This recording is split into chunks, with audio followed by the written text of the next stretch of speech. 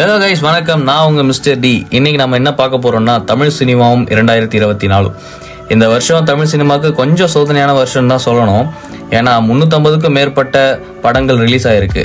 ஆனால் நம்ம என்னமோ போகிறது என்னவோ பெரிய ஸ்டார்ஸோட படம் தான். ஆனால் சின்ன ஸ்டார்ஸோட படமும் இந்த வருஷம் நல்லாவே கல்லா கட்டியிருக்குன்னு சொல்லலாம். விசேஷ நாட்கள்லேயே வந்த அயலான், கேப்டன் மில்லர் கொஞ்சம் அடி வாங்குச்சு.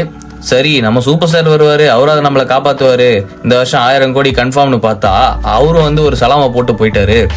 சுந்தர் சி மாம்ஸ் கதையே இல்லாமல் கதாநாயகியை வச்சு உப்பேத்தி ஃபர்ஸ்ட் 100 crores மூவியை கொடுத்துட்டு போயிட்டாருங்க.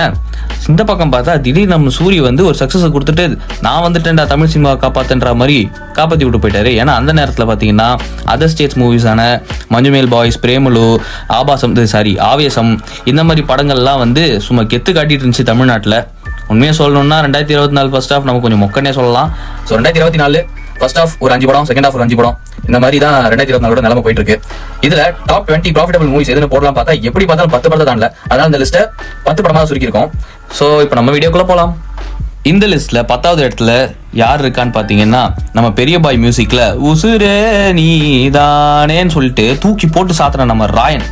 நம்ம தனுஷ் அண்ணன் டைரக்ஷன்ல வந்த ராயன் படம் நிறைய எதிர்பார்ப்புகளோட வந்திருந்தாலும் இந்த படம் கொஞ்சம் ஆவரேஜா தான் போச்சு. இந்த படத்தோட பட்ஜெட் பார்த்தீங்கன்னா அரௌண்ட் 90 crores, கிராஸ் கலெக்ஷன் பார்த்தீங்கன்னா 150 crores. ஆனால் இந்த படத்தோட நெட் கலெக்ஷன் பார்த்தீங்கன்னா 118 crores. அதாவது ப்ரொடியூசர்ஸ்க்கு ப்ராஃபிட் எவ்வளோன்னு பார்த்தீங்கன்னா 6% தான். இந்த லிஸ்ட்ல 9வது இடத்துல இருக்கிறது பார்த்தீங்கன்னா பிடி சார். படத்தோட டைட்டிலுக்கும் படத்துக்கு சம்பந்தமே இல்லாமல் நம்ம இப்போ பாத்தியான நடித்த படம் தான் பிடி சார். இந்த படம் பெருசாக ஒன்றும் எக்ஸ்பெக்டேஷன் இல்லாமல் தான் வந்துச்சு. ஆனால் ஒரு தடவை பார்க்கலாம்ப்பா அப்படின்ற மாதிரி ஒரு படம் தான். இந்த படத்தோட பட்ஜெட் பார்த்தீங்கன்னா 10 crores. ஆனால் கிராஸ் கலெக்ஷன் அப்ராக்சிமேட்லி 17.5 crores. இதில் நெட் கலெக்ஷன் பார்த்தீங்கன்னா 14 crores. ஆக மொத்தத்தில் ப்ரொடியூசருக்கு ப்ராஃபிட் பர்சன்டேஜ் 13%. அது மாதிரி போயிடும். இந்த லிஸ்ட்ல 8வது இடத்துல இருக்கிறது பார்த்தீங்கன்னா சூர்யா மாதிரி நானும் டான்ஸ்ல ஆடுவேன், நானும் ஒரு ஸ்டார் தான் அப்படின்னு ப்ரூவ் பண்றேன்னு சொன்ன நம்ம கவின் அண்ணனோட ஸ்டார் தான்.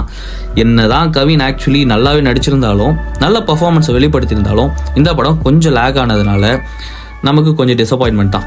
என்னதான் நம்மளை டிசப்பாயின்மெண்ட் பண்ணியிருந்தாலும் ப்ரொடியூசரை டிசப்பாயின்மெண்ட் பண்ணல. படத்தோட பட்ஜெட் பார்த்தீங்கன்னா 12 crores, gross collection 24 crores, net collection 19 crores. ஆக மொத்தத்தில் ப்ரொடியூசருக்கு லாபம் 66%.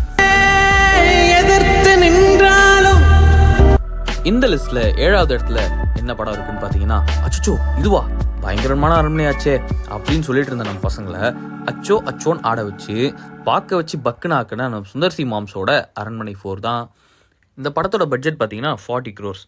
ஆனால் இதோட கிராஸ் கலெக்ஷன் 108 crores. நம்ம தமிழ் சினிமாவோட 2024 ஃபர்ஸ்ட் 100 crore மூவின்னு இது ரிஜிஸ்டர் பண்ணியிருக்காங்க. நெட் கலெக்ஷன் பார்த்தீங்கன்னா 86 crores. ப்ரொடியூசருக்கு ப்ராஃபிட் 72%. இந்த லிஸ்ட்ல 6வது இடத்துல என்ன படம் இருக்குன்னு பார்த்தீங்கன்னா த்ரில்லர் ஃபிலிம்ஸ்க்குன்னே தன்னை நேர்ந்து விட்டுக்கிட்ட அருள்நிதியோட டிமாண்டி காலனி 2 தான். கோபரா படத்தோட தோல்விக்கு அப்புறம் அஜய் ஞானமுத்து அவர்கள் அவரோட கம்ஃபர்ட் ஜோனில் போய் எடுத்த படம் தான் டிமாண்டி காலனி 2. இந்த படம் தமிழ் சினிமாவில் இருக்கக்கூடிய பார்ட் 2 சாபத்தை உடச்சிச்சுனே சொல்லலாம். இந்த படத்தோட பட்ஜெட் பார்த்தீங்கன்னா 15 crores, கிராஸ் கலெக்ஷன் கிட்டத்தட்ட 44 crores, நெட் கலெக்ஷன் பார்த்தீங்கன்னா 37 crores. ப்ரொடியூசரோட லாபம் பார்த்தீங்கன்னா கிட்டத்தட்ட 77%.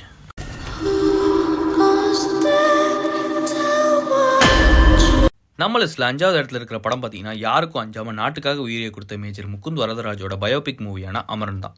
படத்தோட எமோஷன் தான் படத்தோட கோர்னே சொல்லலாம். சிவகார்த்திகேயன் அண்ட் சாய் பல்லவி இவங்களோட பெர்ஃபார்மன்ஸ் அவ்வளோ சூப்பராக இருந்துச்சு படத்தில். இது எஸ்கேவோட கரியர் பெஸ்ட் ஆக்டிங்கும் அண்ட் கலெக்ஷனுமே சொல்லலாம். படத்தோட பட்ஜெட் 120 crores, கிராஸ் அப்ராக்சிமேட்டாக 350+ crores, நெட் கலெக்ஷன் பார்த்தீங்கன்னா 276 crores. ப்ரொடியூசர் ப்ராஃபிட் பார்த்தீங்கன்னா 83.26%.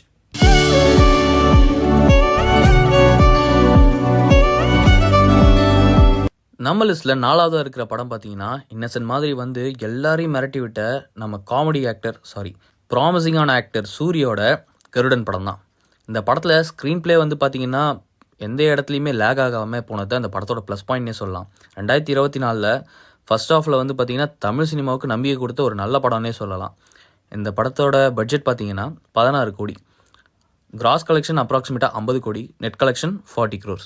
இதோட ப்ரொடியூசரோட லாபம்னு பார்த்தீங்கன்னா 117%.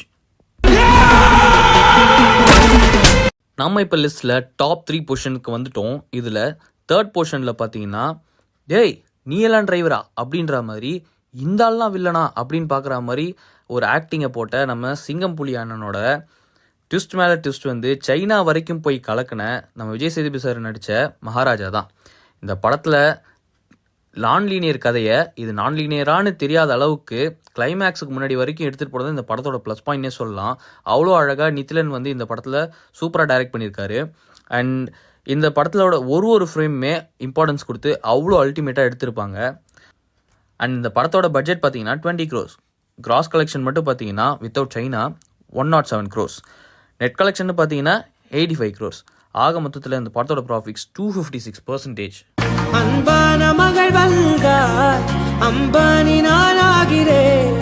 நம்ம லிஸ்ட்டில் 2வது பிளேஸில் இருக்கக்கூடிய படம் என்னன்னு பார்த்தீங்கன்னா கிராமத்து மக்களோட வாழ்வியில் ரொம்ப அழகாக காமிச்சு அவங்களோட வலிகளையும் அவங்களோட வேதனைகளையும் சொன்ன படம் தான் மாரி செல்வராஜோட வாழை. இந்த படம் அழகான முறையில் அழகாக படமாக்கி அதை மக்கள்கிட்ட கொண்டு போய் சேர்த்துருக்காங்க. ஒருத்தரும் அந்த கிளைமேக்ஸ் பிடிச்சி வரும்போது அழுதுட்டு வெளியே வந்து நம்ம நிறைய ரிவ்யூஸில் பார்த்துருப்போம். ஜாலியாக கொஞ்சமாக போன படம் கடைசியில் எல்லாரையும் அழ வச்சிருச்சு. இந்த படத்தோட இம்பேக்ட்னால இன்னமும் நிறைய பேர் டிஸ்டர்ப் ஆகிருக்காங்கன்னே சொல்லலாம். இந்த படத்தோட பட்ஜெட் வந்து பார்த்தீங்கன்னா 5 crores. Gross collection 40 crores. Net collection பார்த்தீங்கன்னா 32 crores. ஆக மொத்தத்தில் இந்த படத்தோட ப்ராஃபிட் வந்து 482%. நம்ம லிஸ்ட்டில் முதல் இடத்துல என்ன படம் இருக்குன்னு பார்த்தீங்கன்னா இந்நேரம் கெஸ் பண்ணியிருப்பீங்க. மாமனாரும் மருமகனும் கிரிக்கெட் ஆடி அடிச்சுக்கிட்டு நம்மளெல்லாம் விஜயகாந்த் பாட்டுக்கு நல்லா வைப் பண்ண வச்ச ஒரு படம் தான் லப்பர் பந்து. இந்த படத்தில் அவ்வளோ அருமையான ஸ்க்ரீன் பிளே, ஸ்டோரி, ஜாதி பற்றின புரிதல் இது எல்லாத்தையுமே சொல்லியிருப்பாங்க.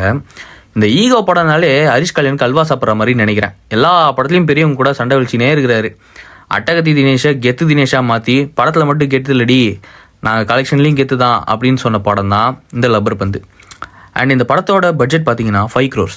ஆனால் gross collection 47 crores. Net collection பார்த்தீங்கன்னா 38 crores.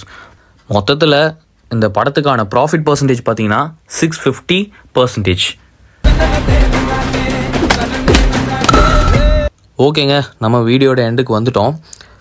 என்னடா இவன் இதை விட பெரிய கலெக்ஷனான படத்தெல்லாம் சொல்லவே இல்லைன்னு நீங்கள் கேட்குறது எனக்கு கேட்குது. ஆனால் இந்த வீடியோ முழுக்க ஒரு ப்ரொடியூசரோட பாயிண்ட் ஆஃப் வியூலேருந்து எடுத்து மேக் பண்ணியிருக்க வீடியோ தான். சிம்பிளாக சொல்லணுன்னா என்னதான் தளபதி பாக்ஸ் ஆஃபீஸ் கிங்கில் கல்லா கட்டினாலும் கல்லால் எவ்வளோ ப்ராஃபிட் இருக்கணும்னு பார்க்கணும்ல. ஸோ இதோட டாபிக் ஓவர். வழக்கமாக யூடியூப் சம்பிரதாயமான லைக், ஷேர், சப்ஸ்கிரைபர் இதெல்லாம் பண்ணியிருக்கேன். அடுத்த வீடியோவில் பார்க்குறேன். Until then signing off. It's mister D.